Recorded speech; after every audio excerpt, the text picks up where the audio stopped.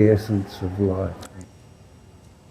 Moving on to East Africa, where military was deployed to quell the demonstrations escalating against new tax proposals.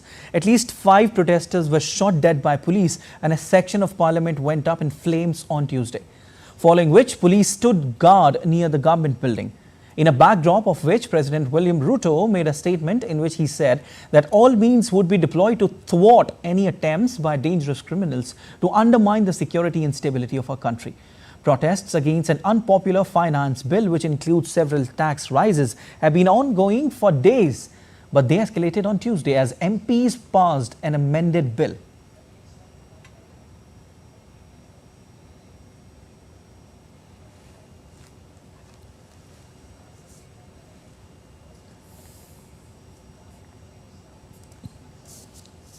It is not in order or even conceivable that criminals pretending to be peaceful protesters can rain terror against the people, their elected representatives, and the institutions established under our Constitution and expect to go scot-free.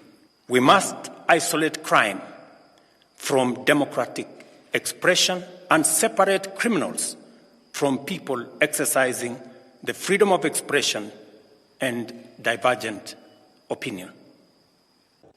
I assure Kenyans that we shall provide a full, effective, and expeditious response to today's treasonous events. The United States has condemned violence reported during protests in Nairobi. State Department spokesperson Matthew Miller urged Kenya to show restraint and provide space for dialogue. So we condemn the violence reported during protests in Nairobi and around Kenya. We mourn the loss of life and injuries sustained and offer our condolences to the families who lost loved ones. We urge restraint to restore order and provide space for dialogue. And the Indian High Commission in Kenya's Nairobi issued an advisory for Indian nationals to exercise utmost caution, restrict non-essential movement and avoid the areas affected by the protests and violence till the situation clears up. On the day when Kenya witnessed turmoil, its police officers arrived in Haiti, marking the beginning of a United Nations-backed mission to combat powerful armed gangs that have wreaked turmoil in the Caribbean country. More than 80% of the country has fallen under the control of gangs.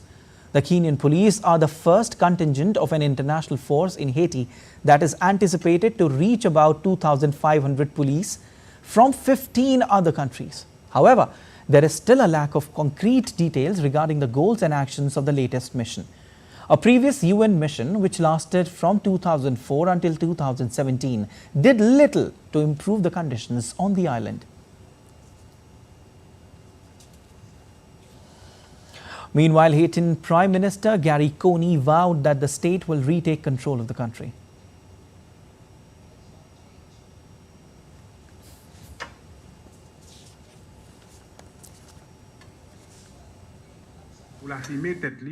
I can tell you that the government is on the way to assuming its responsibilities to assert its position and help the population to live and function normally wherever it may be in the country. Finally, we can see that the international force is here to support us and our police force. So we are going to start working little by little to regain control of the country. All right, and the finance bill was meant to raise or to introduce taxes or fees on a range of daily items and services, including internet data, fuel, and bank transfers as well. So the violence, the protest which is ongoing in Kenya has disrupted many things, disrupted daily lives as well of localites. After what happened inside the parliament, the president also came out with a statement, and there were lots and lots of things which took place. In a short while from now, we'll be having our correspondent from Tanzania to give us more details on it.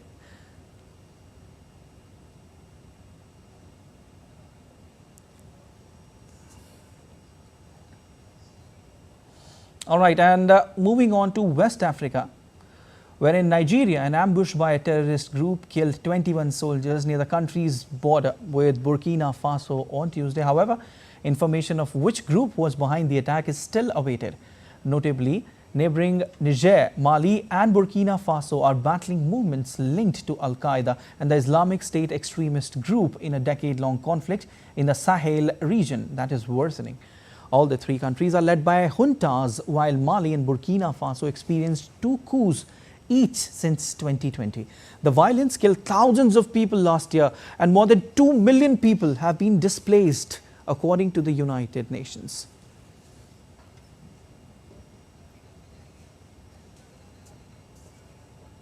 And still to come on DD India News Hour.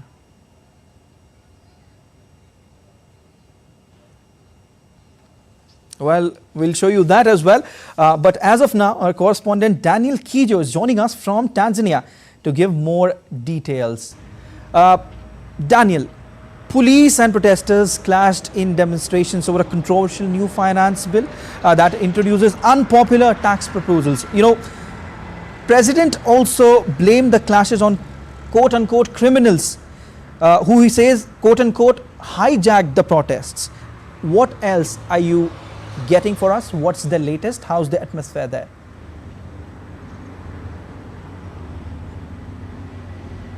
Yes, indeed, Kenya, the last 24 hours have been full of turmoil and clashes between police and Gen Z or young citizens of Kenya who opposed a very controversial bill that they feel would raise the cost of living to almost unbearable levels. Yesterday, the parliamentary building was breached while lawmakers had just passed that finance bill for 2024-25 budget.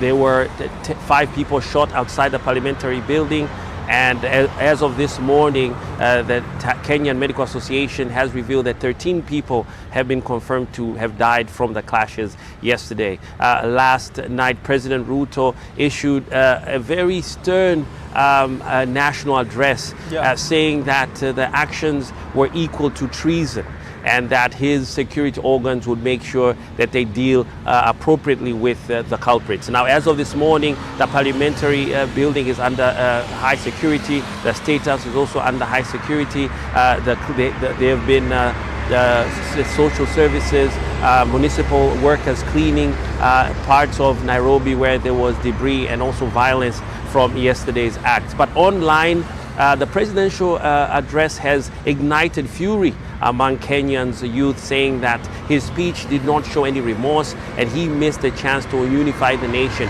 and that they will rest today and tomorrow the protests will continue. Okay, Daniel, I want to ask you that there were some high-profile people who also participated in the protests out there. Could you explain in detail that why this finance bill is so controversial? And indeed, this bill has brought and unified people from different walks of life, different spheres of the community. Opposition party members from Azimio Group, which is the main opposition group that is against the ruling party, came out and supported the protesters. We saw famous comedians like Eric Omondi, people in music like Calligraph Jones, who are celebrities that own right in Kenya, going to the streets. This is what these increases. For instance, a 16% value add tax on bread. Yes, so there are a lot of things that directly have to do with the increase in the cost of living, sanitary pads, bills on mobile money transfers, digital taxes, etc., etc. They feel it has reached a point that is almost unbearable for normal Kenyans. Okay, Daniel, one more thing which everyone perhaps wants to understand is the very fact that on the day when Kenya witnessed turmoil, its police officers are in Haiti.